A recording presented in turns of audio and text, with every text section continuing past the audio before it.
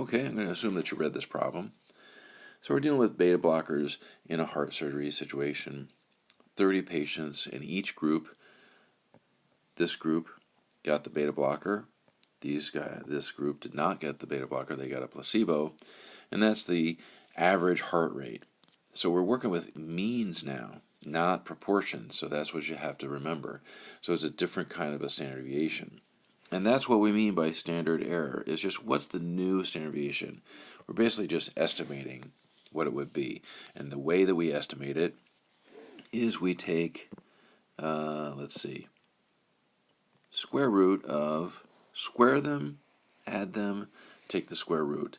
So the first group, 7.8, square it and divide it by how many were in the group. And then the second one is 8.3, and you square it and divide it by how many were in the group. Square them, add them, take the square root. And you get a difference of 2.08. 2.08. That should be the standard deviation of the difference between those two groups. Now, what about construct a 99%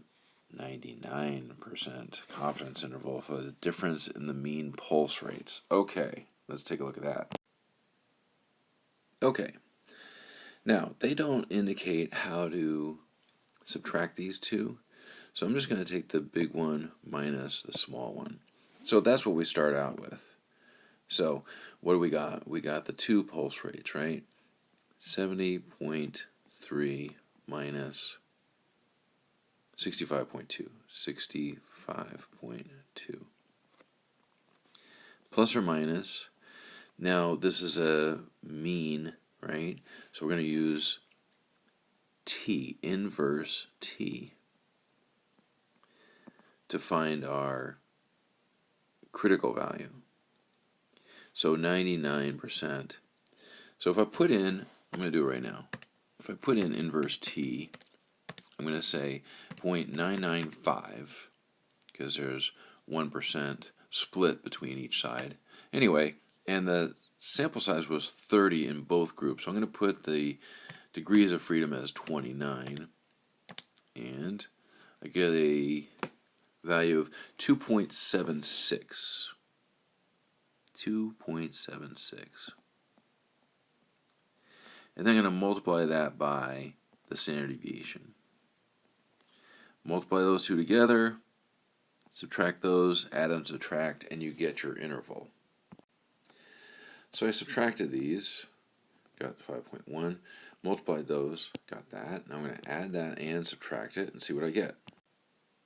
So if I subtract them in this way, this is going to be my confidence interval. I'm 99% confident that the true difference between those two means is somewhere between negative 0.64 and 10.84.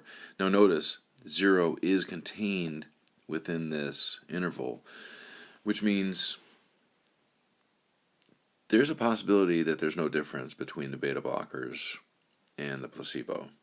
So we might fail to reject the null hypothesis if we did a significance test.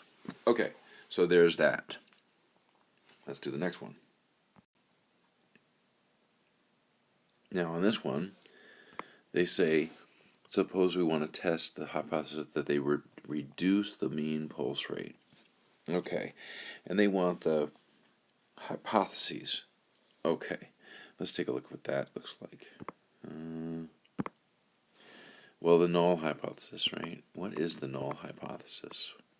Well, we have to use the parameters. So we're going to have the beta blockers, right, minus the placebo group. Well, what would happen? Well, first of all, we're going to say that they're the same, right? No difference. But what about the alternative hypothesis? If we have the beta blockers minus the placebo, if it's working, right, reducing the heart rate, that would mean that this group would be higher than this group. So we get a number that's smaller than 0, right? If this group is bigger than this group, we're going to get a negative number. So it's going to be less than 0 if we subtract them. Okay, so that is our null hypothesis and alternative hypothesis. Okay, what's next? So now, it's kind of nice, they did the test for you and you come up with this t value. What's the p-value for that? So what we do is we go to TCDF. I'm going to do it right now. Number 6, TCDF. So again, we're going to put in negative 1,000,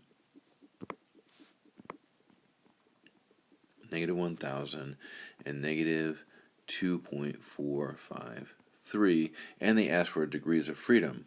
Well, there was 30 in each group, so we're going to put a 29 in there for the degrees of freedom.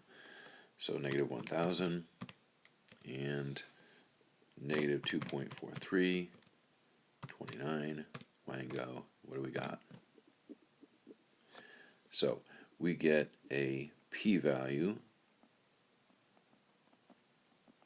of 0.0107. There. Okay. What do we do with this? Well, this number is quite a bit smaller than our alpha level of 0.05, so we would reject the null hypothesis in favor of the alternative hypothesis and say that the beta blocker is showing a result of lowering the heart rate, which is interesting to me because it kind of contradicts the answer from the previous one, but that's okay. That's what we're going to write. Reject the null hypothesis. There you go.